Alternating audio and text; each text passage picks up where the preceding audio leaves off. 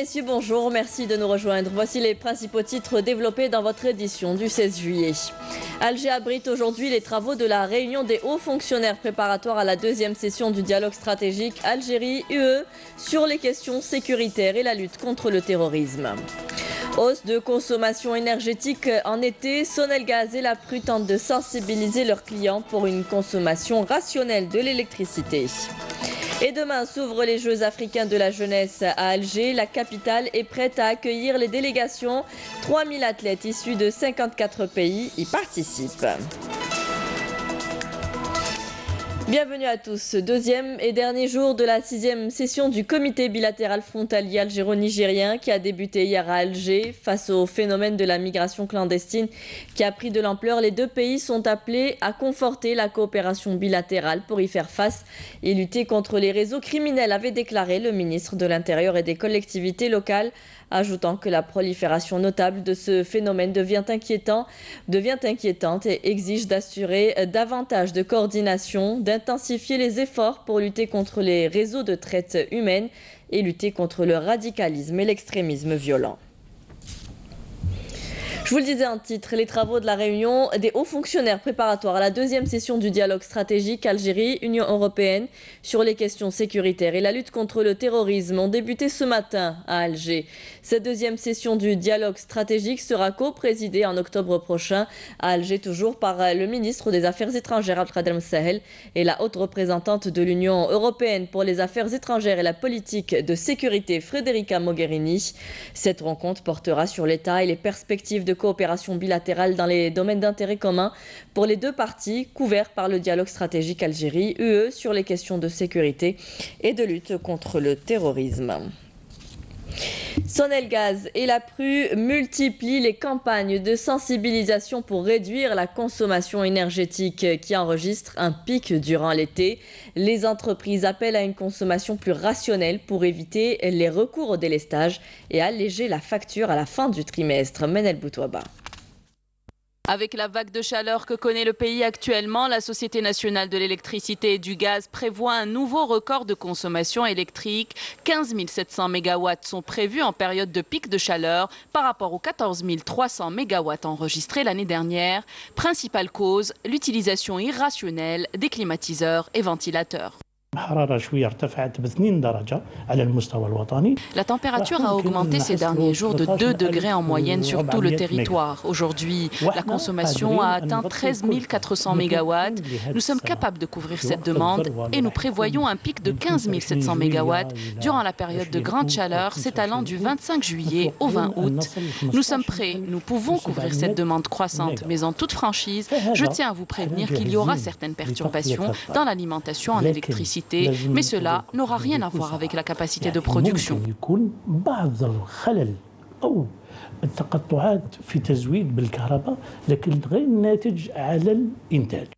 Par ailleurs, et avec une capacité de production pouvant atteindre les 18 000 MW, l'Algérie prévoit d'augmenter sa contribution au réseau électrique du Maghreb de 100 MW à 300 MW. Dans le cadre de l'important réseau maghrébin qu'on a réalisé de 400 000 kV qui relie le Maroc, l'Algérie et la Tunisie, la plus grande partie de ce réseau passe d'ailleurs par l'Algérie. D'une longueur de 4000 km et aujourd'hui, avec la capacité de production que nous avons pu atteindre, nous avons compris qu'on pouvait augmenter les échanges avec nos frères marocains et tunisiens. ولي échanges مع إخواننا المغاربة والتوانسة.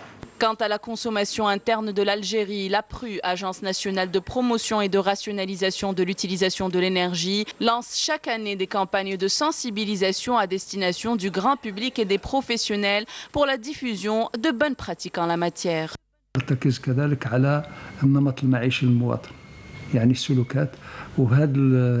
On se base sur l'étude des habitudes des citoyens, leur comportement et à partir de là, nous lançons plusieurs campagnes de sensibilisation.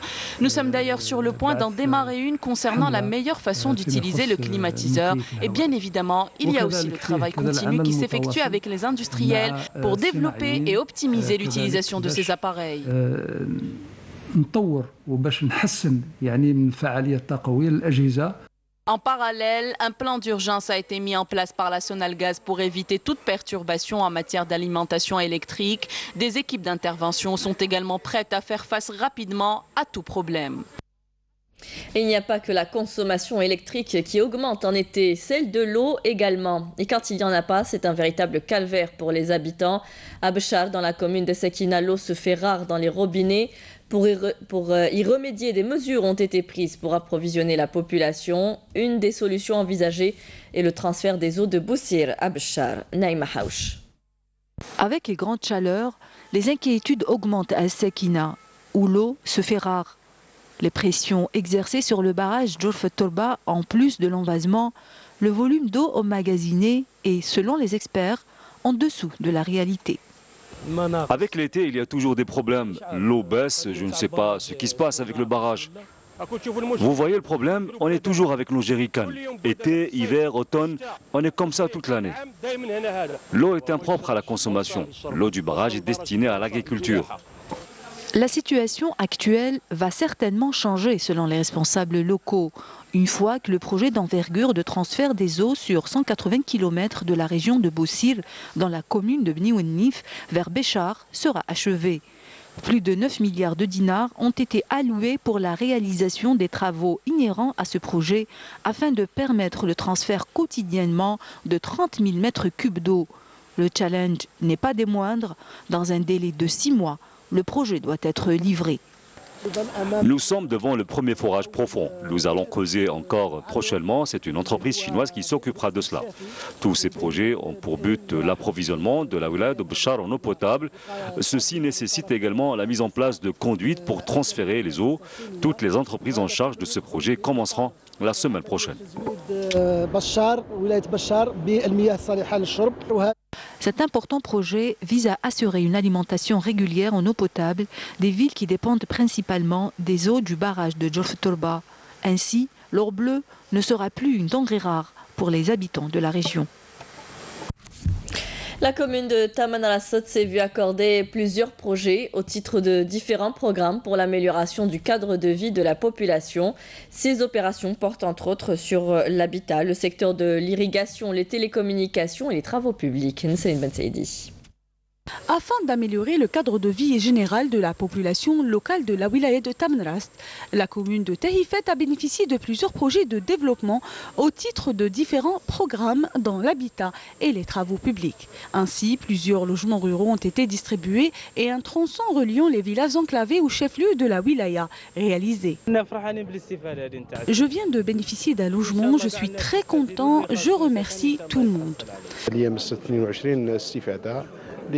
L'opération a concerné 22 bénéficiaires en situation précaire. En même temps, la visite était une occasion afin de s'arrêter sur les différents secteurs comme l'éducation et l'irrigation, qui constituent les préoccupations majeures des citoyens de Tamanrasset.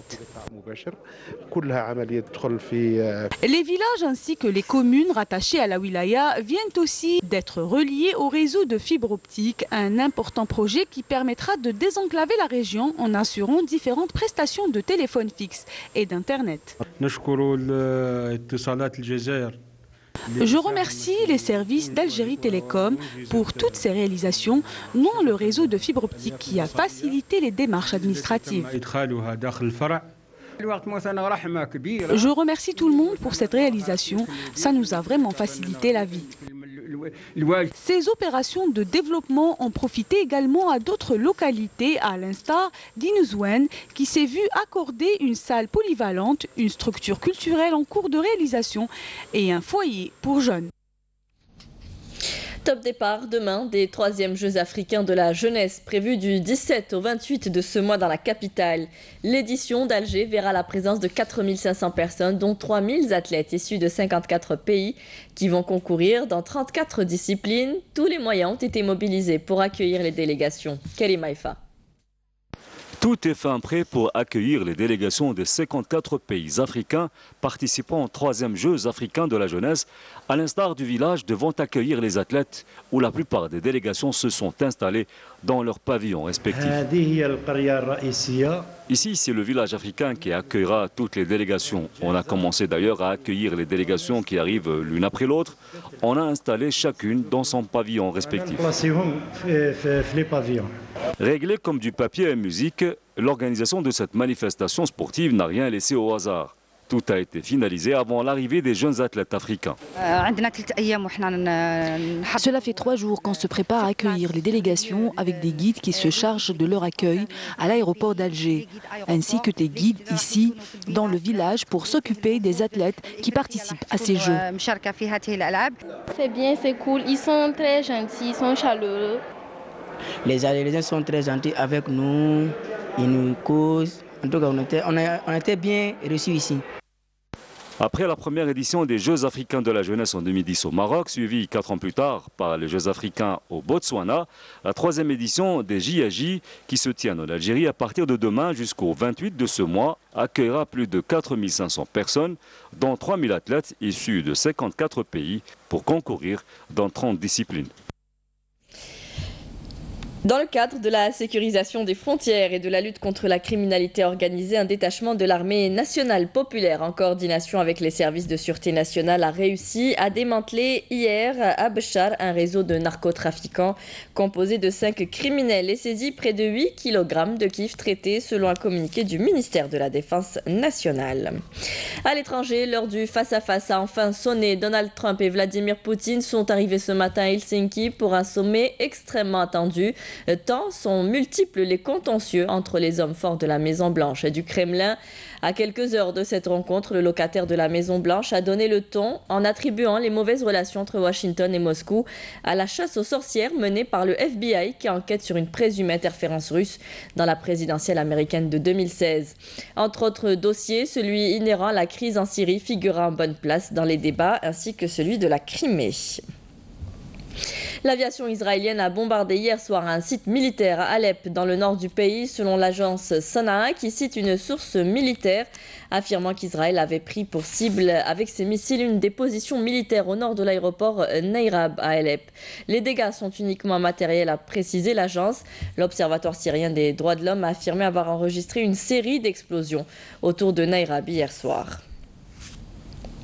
Au moins 8 personnes, dont un assaillant, ont été tuées et 17 autres blessés ce dimanche lors d'un attentat suicide à la bombe perpétré près d'un ministère afghan dans l'ouest de Kaboul, ont annoncé les autorités. L'attentat suicide a eu lieu lorsque les employés du ministère quittaient le bâtiment après leur travail. Aucun groupe n'a jusqu'ici revendiqué l'attaque. Retour au pays, Chlef, une wilaya côtière avec près de 130 km de littoral et bien sûr des infrastructures en bord de mer. Mais pas que, Chlef s'est également doté de plusieurs hôtels d'affaires réalisés au centre-ville. Abdelmajid Benrassi, reportage. Les infrastructures hôtelières, ce ne sont pas uniquement celles que l'on réalise en bord de mer et pied dans l'eau. À Chlef et en plus du balnéaire, le secteur du tourisme enregistre également de l'hôtellerie d'affaires et généralement ces structures sont réalisées en plein centre-ville. Donc à l'instar de cet hôtel, donc Inch'Allah on va inaugurer donc dans peu de jours, dans une semaine au maximum 2 semaines, donc déjà un hôtel classé 4 étoiles. Au centre-ville. Au centre-ville, oui, oui. Plus tard, donc dans 2 mois aussi, on va inaugurer un autre hôtel. Ces hôtels-là sont classés des hôtels d'affaires. Voilà, tout à fait. Donc la capacité de ces hôtels, donc elle avoisine les 400 lits.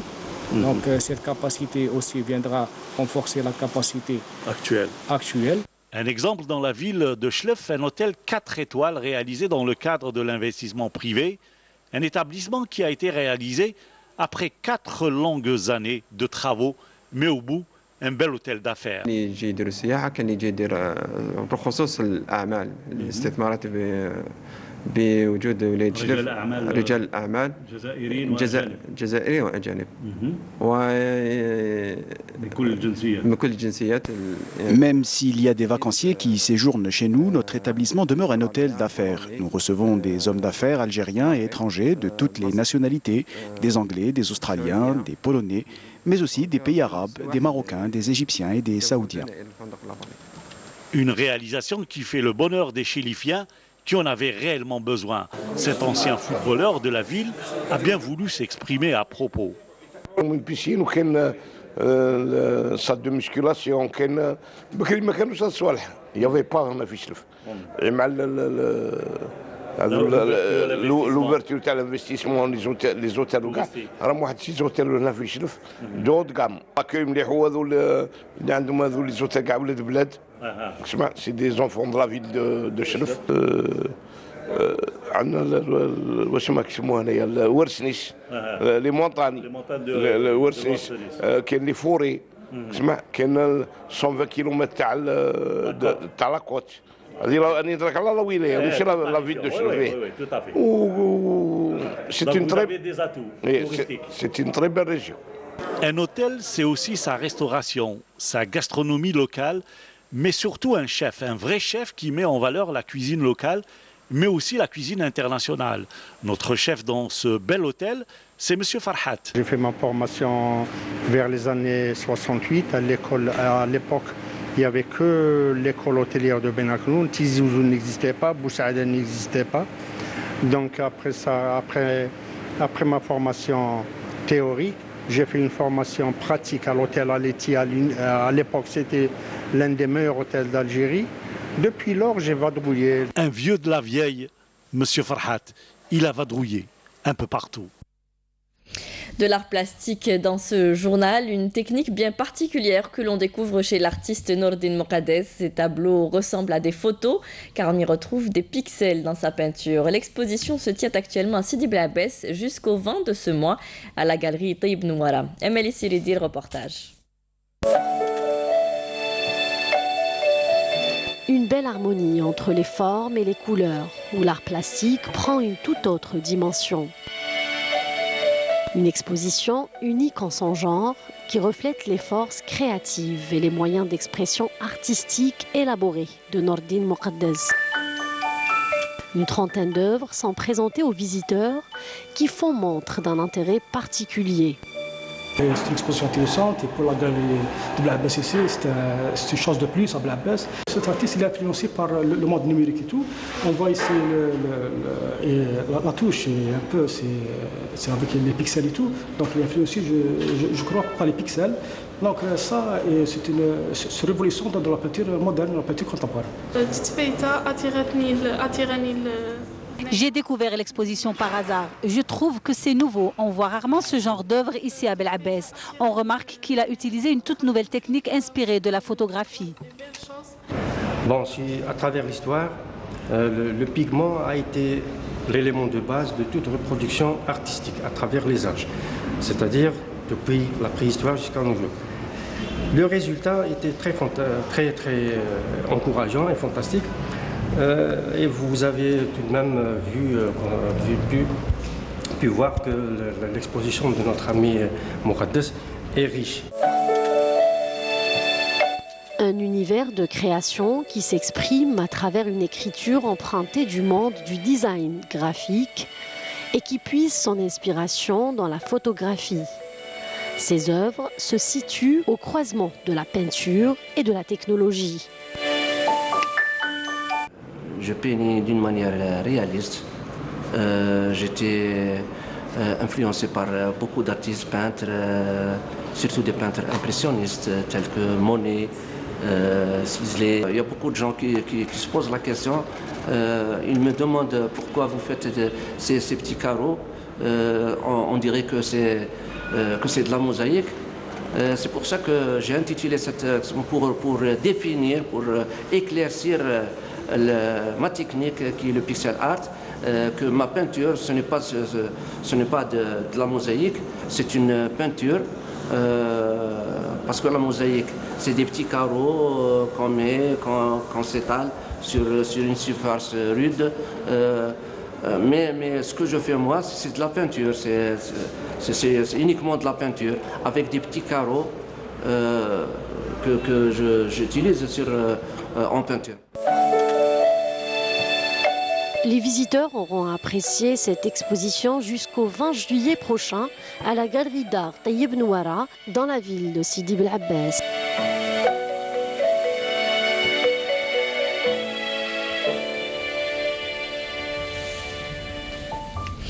Une opérette a été jouée hier à l'Opéra d'Alger par des enfants pour célébrer la journée nationale de l'enfance. Le ministre de l'Énergie Mostafa Guitouni et la ministre de l'Environnement et des Énergies renouvelables Fatma Zahra Zerouati étaient présents. Youssef Tafer, commentaire Hassiba Abdallah. Une opérette jouée par et pour les enfants et où ces derniers sont les maîtres décideurs du Parlement. C'est ainsi que le metteur en scène Abdelrahman Zaboubi et le scénariste Sadaq Bakhouch ont voulu marquer la journée nationale de l'enfance hier à l'Opéra d'Alger, Boualam Bessayah. L'opérette, intitulée L'empreinte de l'enfance, a été produite par l'Organisation nationale pour la protection et la promotion de l'enfance. Ce spectacle a été réalisé en un temps record, en moins de 15 jours. Je préfère vous laisser découvrir la pièce et vous allez voir, vous allez être émerveillés par le jeu et les capacités de ces enfants algériens une fois que tous les moyens sont mis à leur disposition. Et pour les petits acteurs, l'aventure était satisfaisante. Je suis très heureuse d'avoir participé à cette pièce. J'ai bien aimé les encadreurs. C'est une nouvelle expérience pour moi. Cela m'a permis de rencontrer beaucoup de gens, de grands acteurs que je voulais rencontrer. J'ai rencontré de nouvelles personnes ainsi que des acteurs. J'ai trop aimé cette expérience. J'ai appris à jouer sur scène et je me suis même débarrassée du trac.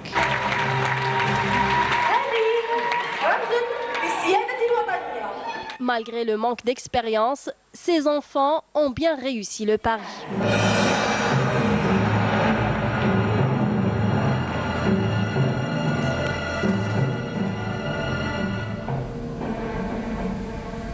Et on terminera ce journal avec l'information football. La France qui s'est transformée hier en discothèque géante du Qatar hier soir après la victoire des Bleus en finale de la Coupe du Monde, notamment à Paris où des centaines de milliers de supporters survoltés ont envahi les Champs-Élysées comme vous le voyez en image. Des millions de supporters ont laissé éclater leur bonheur au coup de sifflet de la finale remportée 4-2 face à la Croatie. Les Champs-Élysées étaient noirs de monde pour fêter ce deuxième sacre des Bleus 20 ans après le premier ou la première coupe. C'est la fin de ce journal. Merci à vous tous de nous avoir suivis. Tout de suite, les prévisions météo. Ce soir, rendez-vous avec Nadia Madassi pour le journal de 19h. Très bonne journée à tous. Au revoir.